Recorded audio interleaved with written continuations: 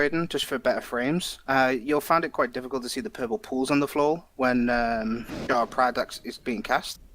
Is it what's the ability called? Sorry.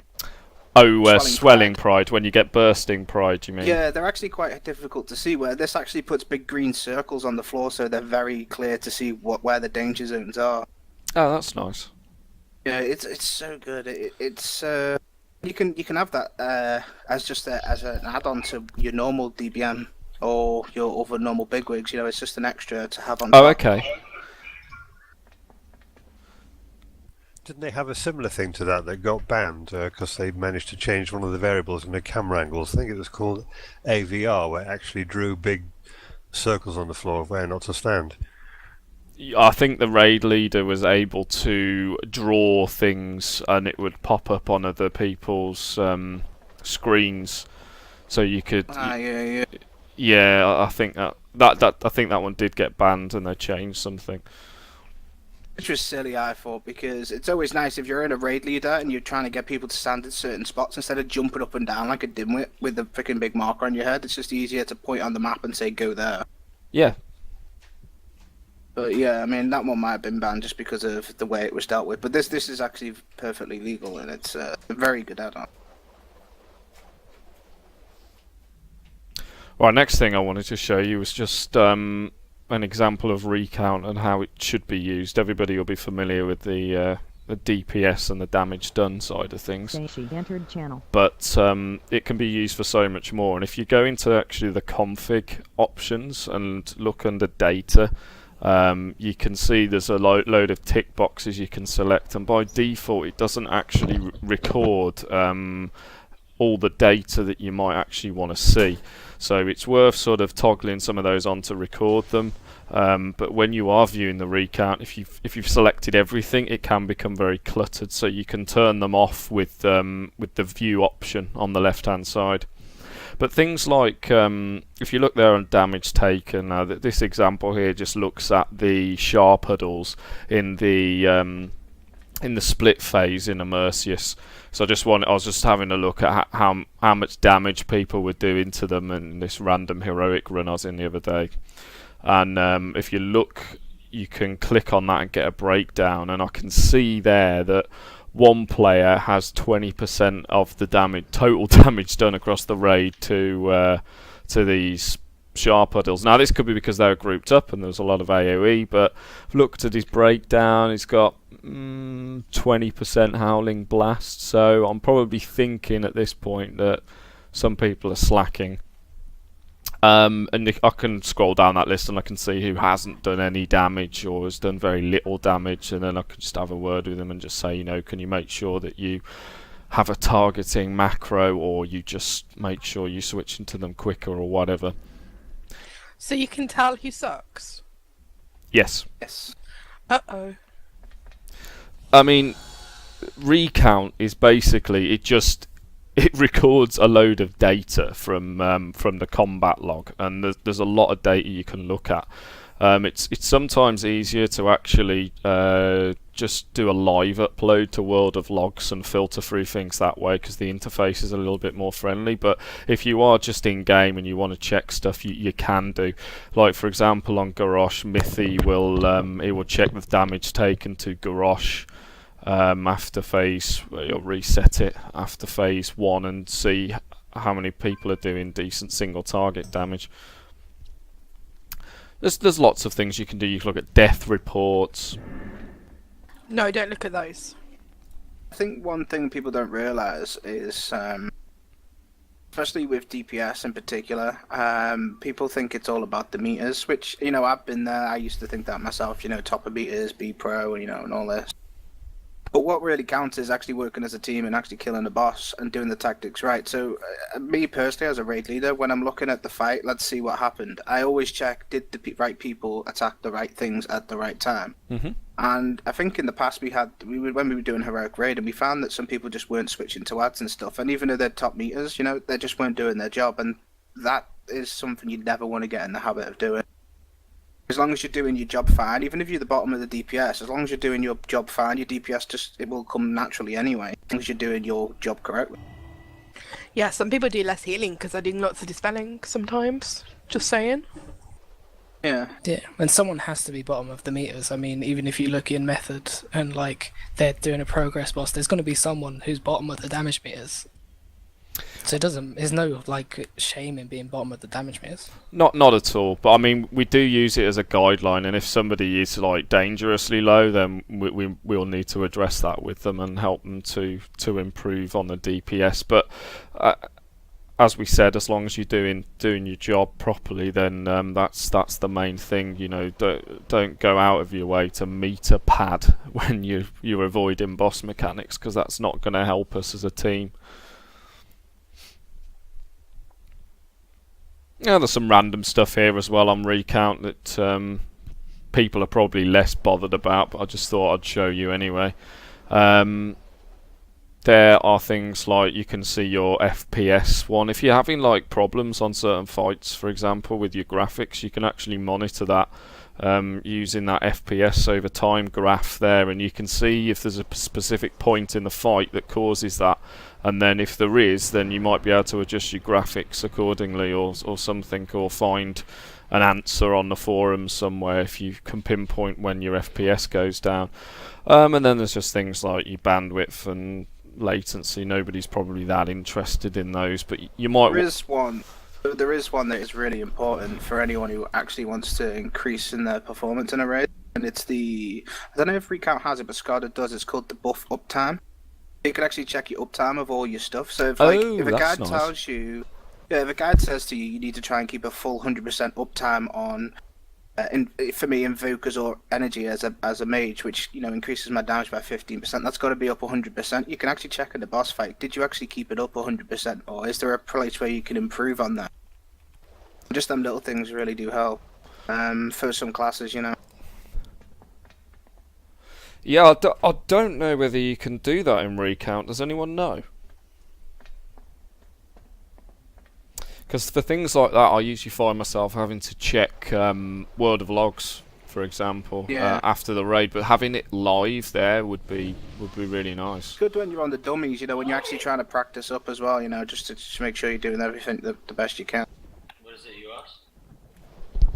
Whether you can use Recount to view your uptimes on certain abilities.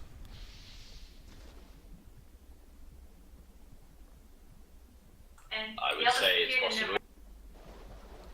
I'll Google Like I it. can, I could check on this last fight here, and I could check a shaman, and his healing stream totem healing was actually up 100% of the time, which is on the fight we did, which was only a short period, but you can check things like that just to make sure they're actually using them.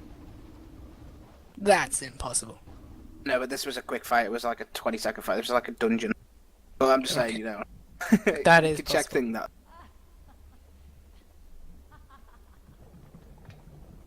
And the other thing there is there's I didn't put them on there because I wasn't in a raid when I took the screenshot, but you can see that the overall raid DPS and HPS, and also the damage taken and healing taken per second. It's more of interest really from sort of a raid leader's point of view to see whether we're meeting certain criteria or thresholds at certain points of the fight, but generally it's not as important now as it would be when you're pushing with lower gear.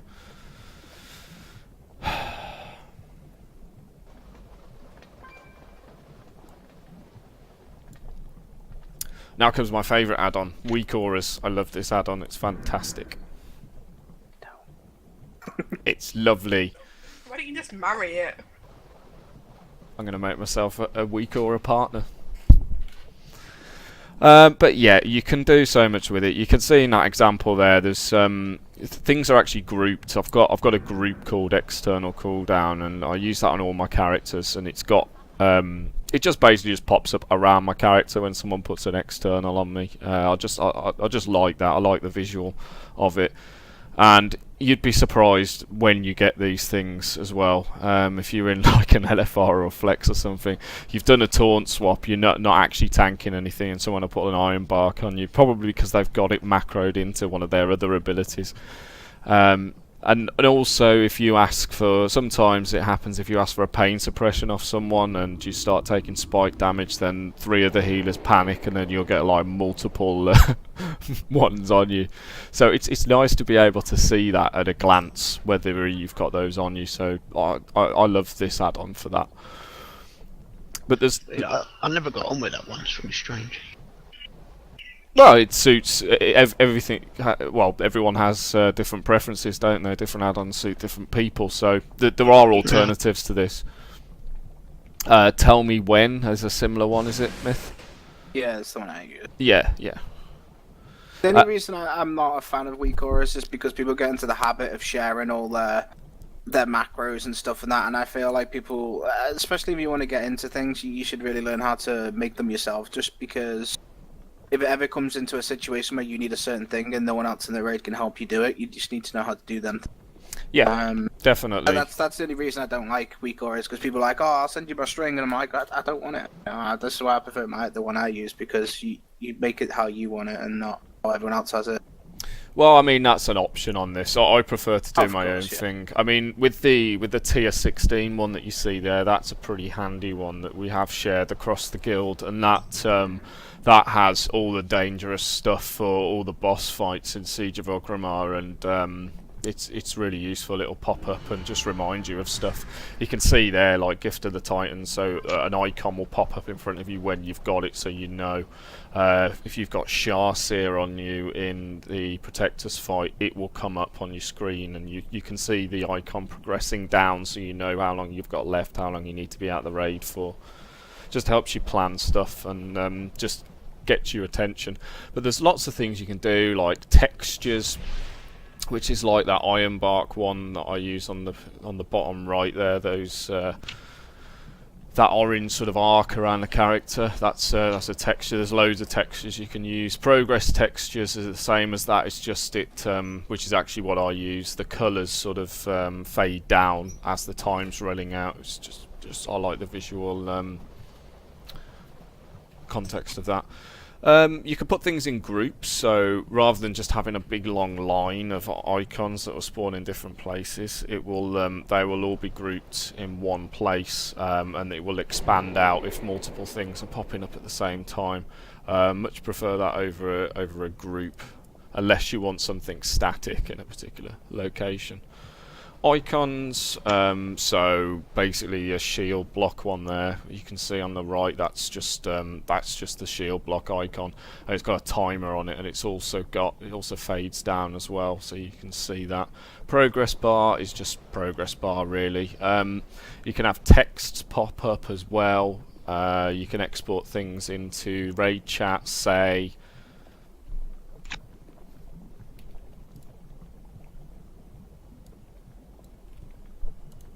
And actually, that's pretty useful for things like if you pop in a, say if you pop in a demo banner or a skull banner or something, then you can tell it to export that and say skull banner is up, and then it can also send a message saying skull banner is ended. I mean, Just send a link to show my weak auras on my monk. They're so cool. oh, okay. Link you want to mine with Tell Me When for a different perspective. Oh, that's pretty cool. You've got like vertical bars that go down for cooldowns. That's nice. I like that. Yeah, so the idea is both of them bars are things you're meant to have 100% uptime on. Mm-hmm. So as they start getting lower, the icons below kind of remind me what abilities I have to use, I guess. That's And then clever. I like the colour Yeah. coordination as well. It's so good. Yeah, I like that. And then the Really pretty. small icons in between the two bars are all like my main cooldowns, like the longer cooldowns, and then the bigger icons underneath are the shorter cooldowns.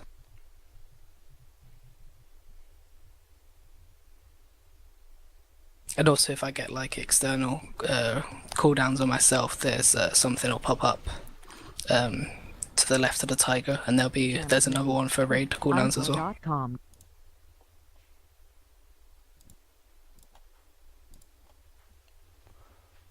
and yours is Tell Me When, is it, Myth?